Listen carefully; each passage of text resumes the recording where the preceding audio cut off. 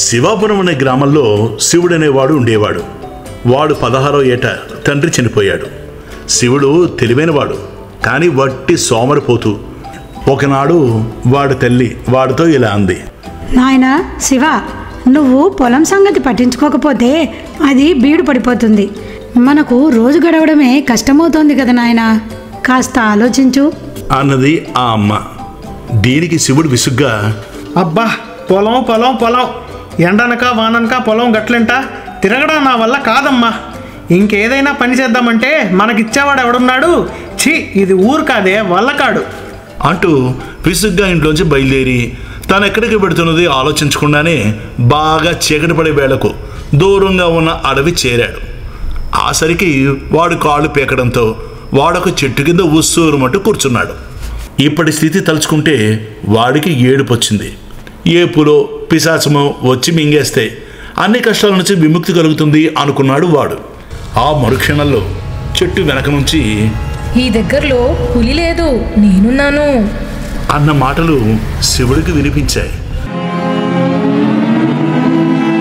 శివుడు ఆశ్చర్యంగా తలతిప్పి చూసేసరికి పిశాచం ఒకటి వెగవెగమని నవ్వుతూ వాడు ముందుకొచ్చి: హహహా, నువ్వు తలుచుకోగానే వచ్చానని ఆశ్చర్యంగా ఉందా? నాకు సోమరిపోతులంటే మహా ఇష్టం. పిశాచాన్ని చూసి ముందు భయపడినా అది సోమరిపోతు అనేసరికి కోపం తెచ్చుకొని: సరే, నేను సోమరిపోతునే, నువ్వేం సాయం చేయగలవు? నీకేది కావాలన్నా ఇస్తాను, కానీ ముందు నా షరతులకు ఒప్పుకోవాలి. ఏమిటా షరతులు? 6 ఏళ్ల పాటు నేను నీ బానిసగా ఉంటాను. ఏది కావాలంటే అది ఇస్తాను.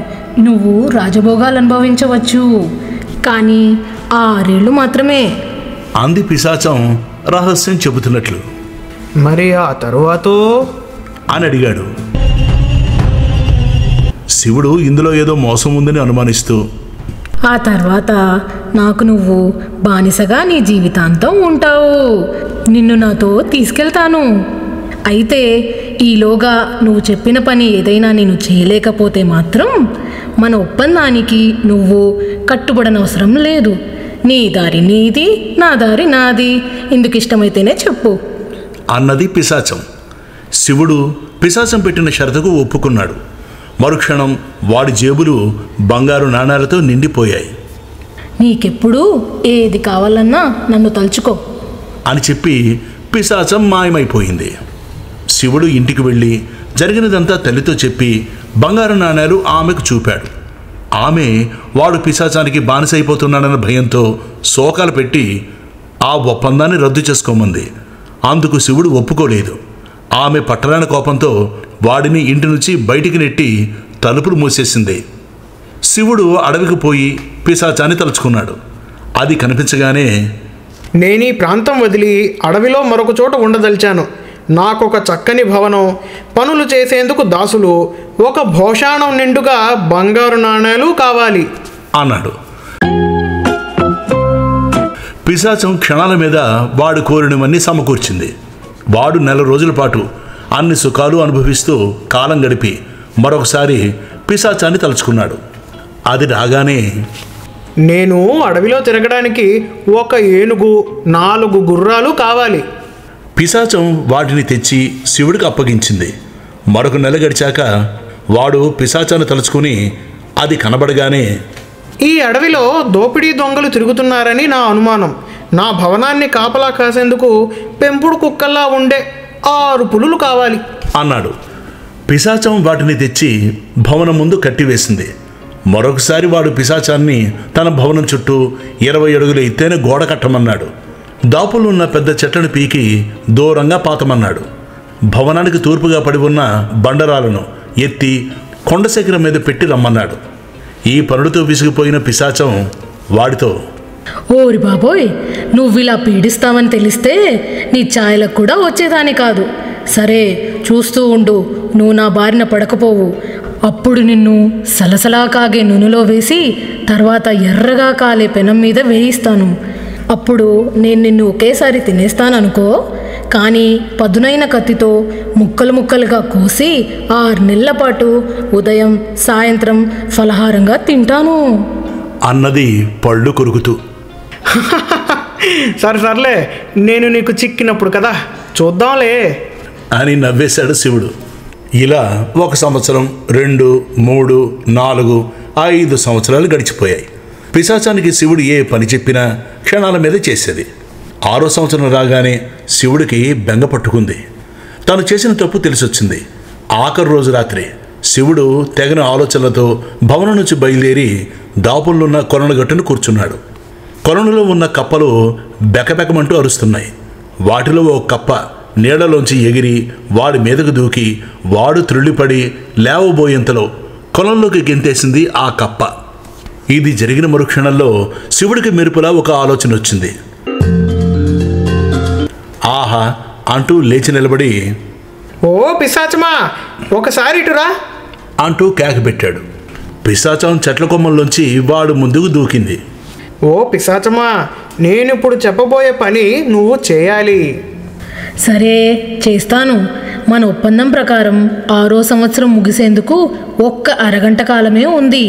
6 సంవత్సరాల పాటు నువ్వు చెప్పిన పనికిమాలిన పనులన్నీ చీటికలో చేశాను. త్వరగా పనేదో చెప్పు. నిన్ను నా బానిసం చేసుకుని లోగడ చెప్పినట్టుగా కాక పచ్చి పచ్చిగా తినేస్తాను అన్నది పిశాచం. నాకు కప్పల బెకబెకల సంగీతం వినాలని బుద్ధవుతుంది. అలా కొలనులో నుంచి కాదు, చెట్లు కొమ్మల మీద నుంచి వినాలనుంది.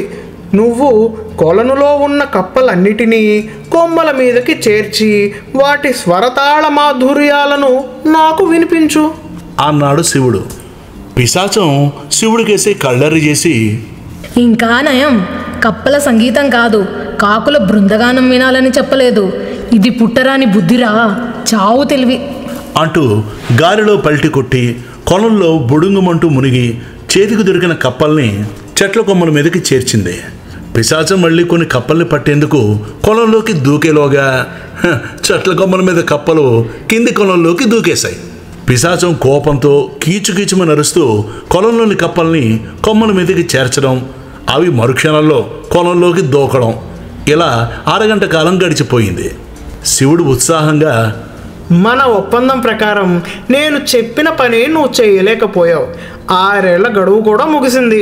ఇప్పుడు నీ దారి నీది, నా దారి నాది. ఈ గడ్డు అనుభవంతో నా సోమరితనానికి స్వస్తి పలుకుతున్నాను.